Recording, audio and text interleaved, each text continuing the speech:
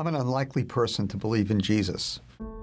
I grew up going to my grandparents' home and seeing pictures of relative after relative that had died at the hands of Hitler, and in the Jewish mindset, they had died at the hands of Christians. And I felt like Jesus and Christianity was my enemy. I was raised in a traditional Jewish home in New York City. I was bar mitzvahed at 13, went to synagogue Friday and Saturday. I love Jewish history. I love reading the Jewish Bible. I love being Jewish, but I wasn't really sure about the religion. And so I ended up going to college and ended up dropping out of college. And then my friend Ephraim Goldstein and I went all the way to the West Coast. Ephraim and I joined his brother, Baruch, and his friend, Jan Moskowitz. And so it's the Goldstein, Moskowitz, and Glaser. Sounds like a law firm. But we were all there in San Francisco, and we built a houseboat. All I can say is that it floated, but it wasn't pretty. And we built it with drug money.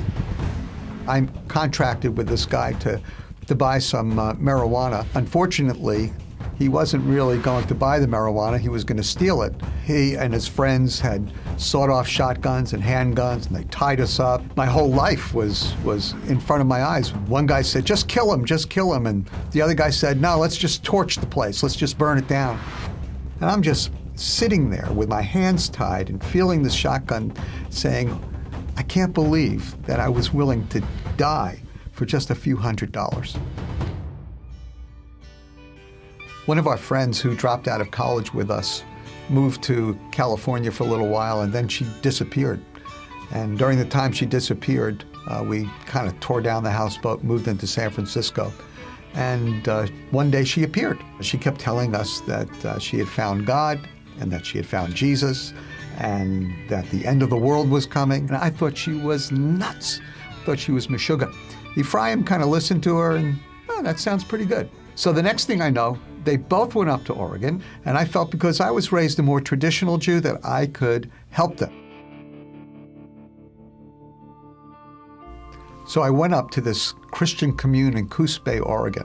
I was gearing up for a fight, but they just wanted to be nice and smile all the time, so I didn't trust them at all. We were sitting at the table, about 20, 25 people, country food, blackberry cobbler baking in the oven. Then all of a sudden, everybody kind of like fell asleep. Their heads went down. And then they all started holding hands.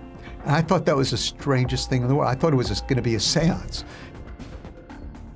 The old guy who was running the place, who kind of looked between an Amish guy and a Hasidic guy with a long beard, he just began talking up into thin air. For a minute, I thought he was talking to me, but I realized when he called me Lord that it wasn't me. I'd never heard anybody pray as if they were actually talking to God, and it was just striking for me. You know, I'd been belligerent, I'd been angry, and then all of a sudden, everything was kind of melting away because I sensed this presence in the room, and I began feeling smaller and smaller and smaller. You could almost touch it. It was palpable, this presence. And if there's one thing I never experienced growing up in a more religious Jewish home, was this intimacy, this personal contact and relationship with God. And I just knew that this was the presence of God, and that changed me. Well, I got back from Oregon, and all I could think about was God and about Jesus. I said, God, if you're really there, show me.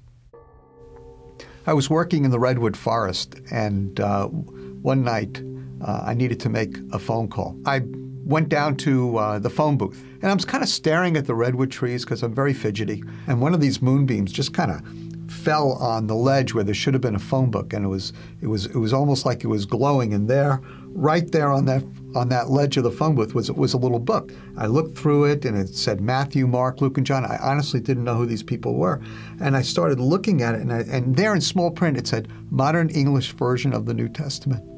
I'd asked God if he was real and how to get to him. Now I'm standing there with the New Testament glowing in the moonlight. I mean, what would you do? So I stole it. Well, I knew that God had left that New Testament there for me.